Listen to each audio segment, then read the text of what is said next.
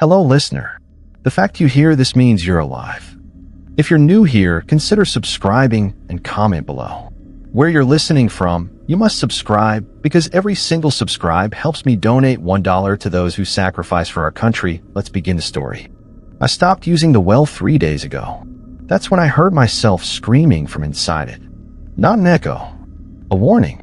My name is Victor, and I need to tell you what happened before I forget why I'm afraid. Before I convinced myself it was nothing. The house came cheap, too cheap, my sister Margot said, but I didn't listen.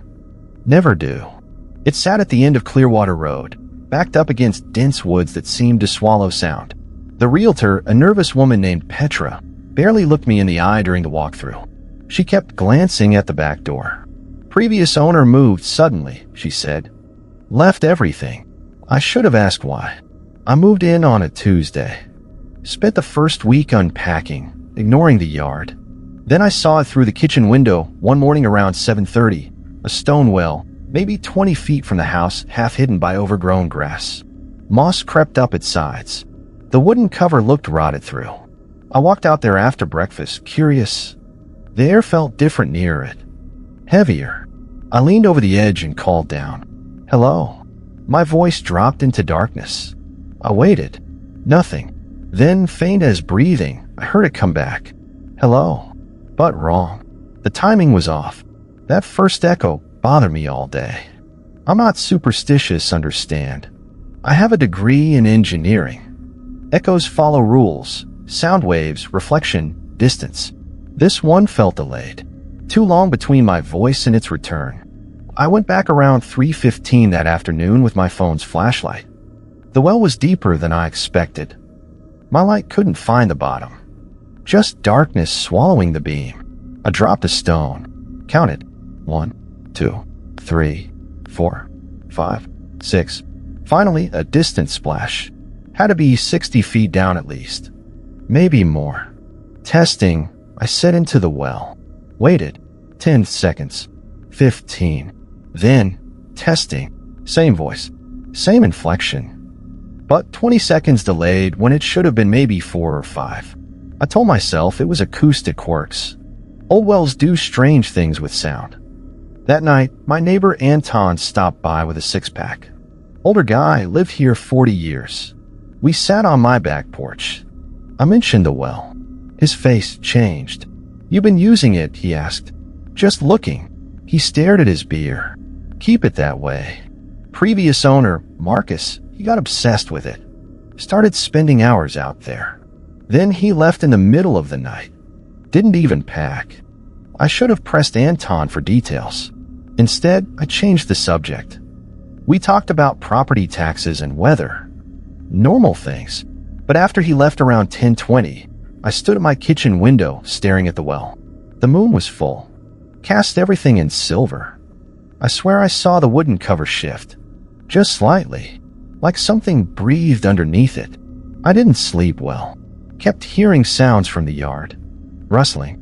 Movement. When I finally dozed off around 2 in the morning, I dreamed about falling. Endless falling through darkness while my own voice called up to me from below. Woke up sweating at 6:35. Made coffee. Tried to work. I'm a freelance architect, work from home. But I kept looking at the well. Around noon, I walked out there again. Told myself I'd just check if the cover was secure. It wasn't. One corner had collapsed inward, leaving a gap maybe 2 feet wide. Dark beyond. I knelt at the edge and called down. Is anyone there? Stupid question. I know. But something made me ask. Silence. Then, is anyone there? The delay again. 20 seconds. But this time I noticed something else. My echo sounded afraid. I started keeping a journal, documenting the well's behavior. Thursday morning at 8:45, I went out with measuring tape and a notebook. Dropped another stone. Counted. Same 6 seconds. Calculated roughly 60 to 70 feet deep. Geological maps showed this area had natural springs. Old wells were common. Nothing unusual about that, except the echoes. I tested it systematically. Short words. Long sentences. Whispers. Shouts. Every time the delay was wrong. Consistent but wrong. like the sound was traveling somewhere else first, somewhere farther. That afternoon, Margot called. "How's the house?" she asked. "Fine," I lied. "You sound weird. Just tired." She paused. I heard her kids yelling in the background. "Normal life. Victor, if something's wrong." "It's not. I'm fine." After we hung up, I felt guilty. Margot always worries about me. Our parents died when I was 19. She practically raised me after that. I should have told her about the well, about Anton's warning, about Marcus leaving suddenly. Instead, I went back outside around 4:30. The cover had shifted again. Definitely moved. The gap was wider now, maybe 3 feet across. I could see down into the well's throat. Stone slick with moisture. Moss thick as carpet. Friday changed everything. I woke early around 6:15 to strange sounds outside. Rhythmic, like someone working. I grabbed a flashlight and went to the back door. Stood there in my boxers and t-shirt, heart pounding. The sounds came from the well. I crept closer, grass wet with dew against my bare feet. The wooden cover was completely off now. Lying beside the well, splintered and rotten. The opening gaped like a mouth. I approached the edge carefully, shined my light down, saw the stones descending in a tight spiral, water glinting far below. Then I heard breathing, not mine, coming from the well.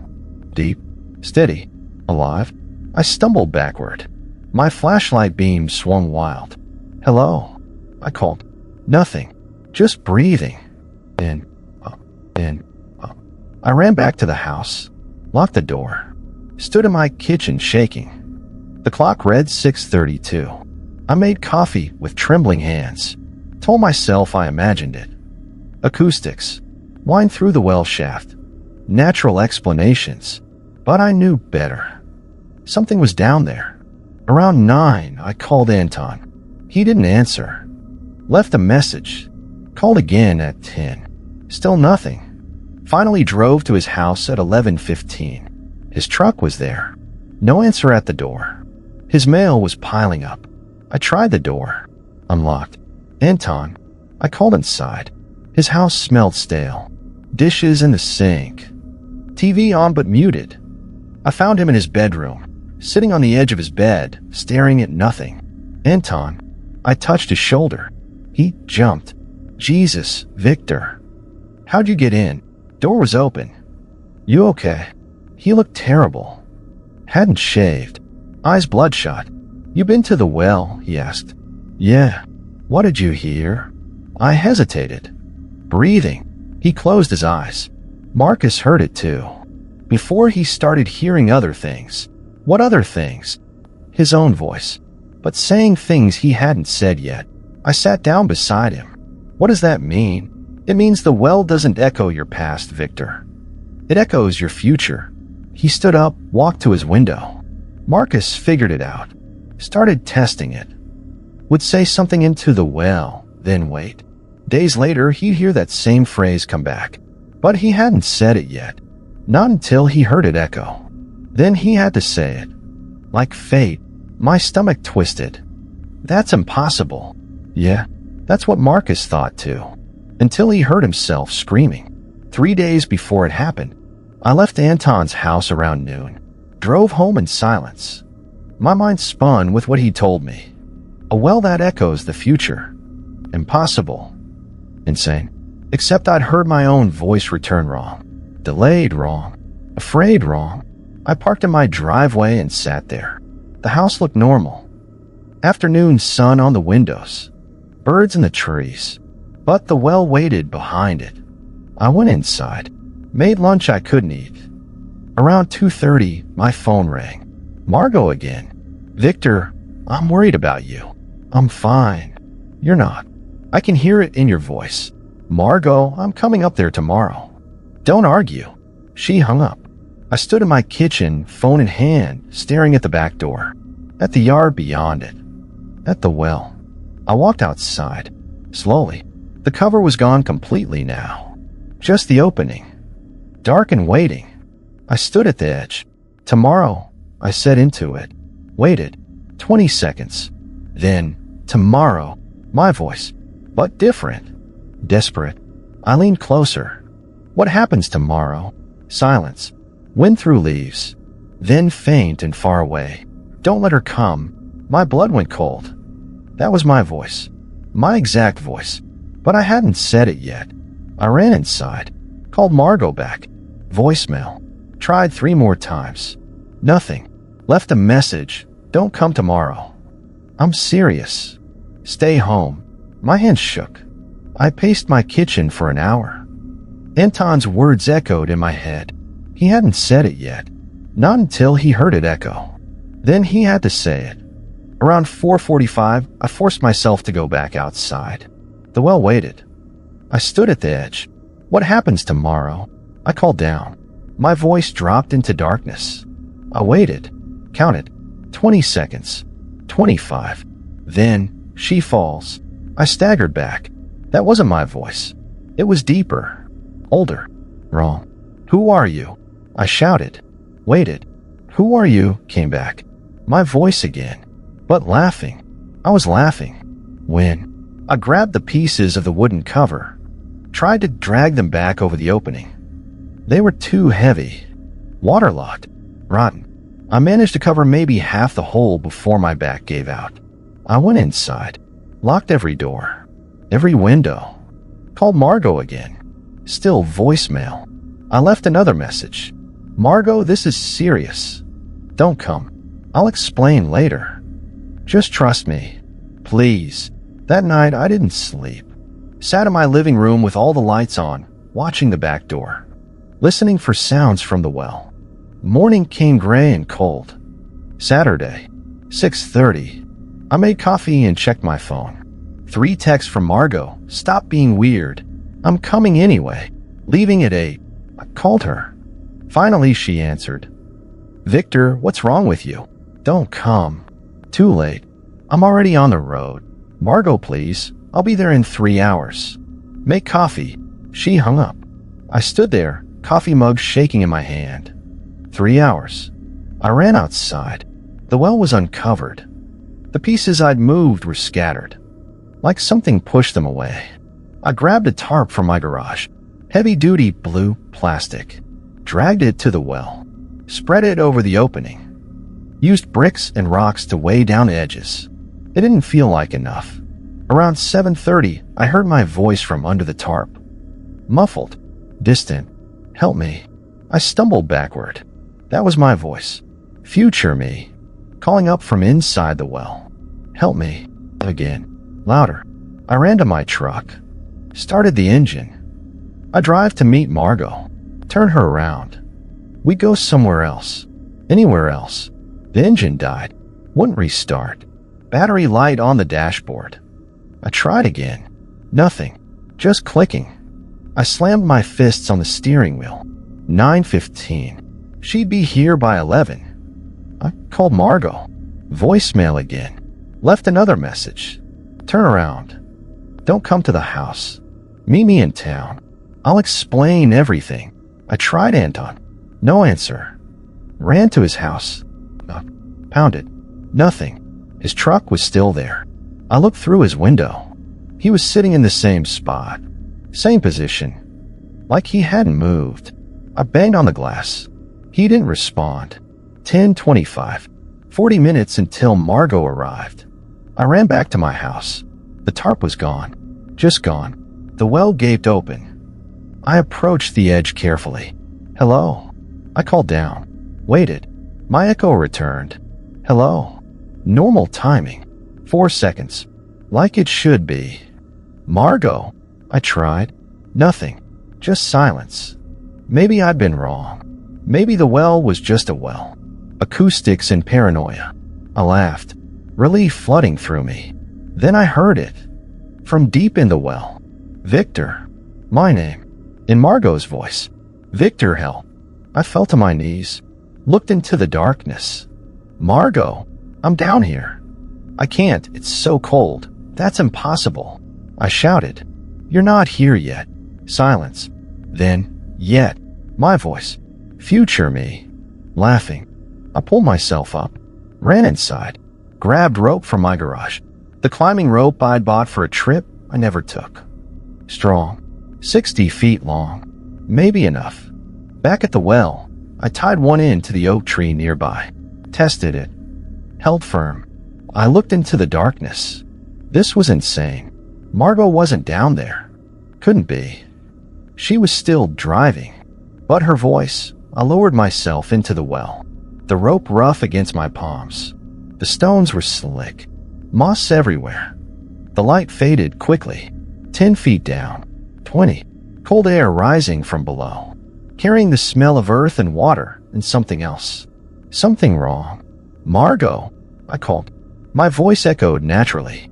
Just sound bouncing off stone. I'm here, she answered. Below me. Far below. Except she wasn't. She was in her car. On the highway. This isn't real, I said. I know. Her voice again. But different. Said. Then what are you? Silence. The rope creaked above me. 30 feet down. 40. My arms burned. I looked up. The opening was a circle of gray sky. Small. Far away. I looked down. Just darkness and water. Victor. Margot's voice. Don't come down here. Why not? Because I already did. I climbed back up. Fast. Panicked. My hands bleeding from the rope. Pulled myself over the edge and collapsed on the grass. Breathing hard. The clock in my head said 11:10. She was here. Or would be. I stood up. Looked at the driveway. Empty. Looked at the well. The rope disappeared into its mouth. I started pulling it up. Hand over hand. The rope was heavier. Like something was attached. I pulled harder. The rope resisted. Then gave. Came up too fast. I fell backward, rope coiling around me. Then was frayed. Cut. Like something severed it. From below. I heard her car. Margot's Toyota. Coming up the driveway. I ran to the front of the house. She was parking. Getting out. Smiling. Victor. God, you look terrible. We have to leave. What? I just got here. No. We're leaving now. I grabbed her arm. She pulled away. Stop it. You're scaring me. Good. Be scared. Come on. I tried to lead her to her car. She planted her feet. Victor, what is wrong with you? There's something behind the house. Something dangerous. We need to go. She studied my face. Show me. No. Then I'm not leaving. She walked around the side of the house. I followed, trying to stop her. Grabbing her arm. Margot, please stop. She turned to me. Angry now. Scared. You're acting crazy. If there's something dangerous, show me. If not, stop this. We stood in the backyard. The well waited. She saw it. That's what you're afraid of? A well. Don't go near it. Victor, Margot, I'm begging you. She looked at me. Really looked at me. Saw whatever was in my eyes. Okay, she said quietly. Let's go inside. Talk about this. We turned toward the house. Then I heard it. My voice. From the well.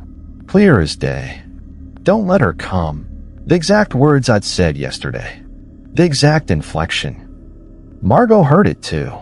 She froze. Was that, we need to leave? Now. She walked toward the well. Margot, no. That was your voice. I know. She stood at the edge. Looked down. Hello, she called. I heard her echo. Normal. 4 seconds. Then, help me. Margot's voice. From tomorrow. She stepped back. What is this? Get away from it. She turned to look at me. The ground at the well's edge crumbled. Just collapsed. She screamed. Fell backward. I lunged forward. Grabbed her hand. The stones gave way beneath me. We hung there. My hand gripping hers. Her legs dangling over the well's mouth.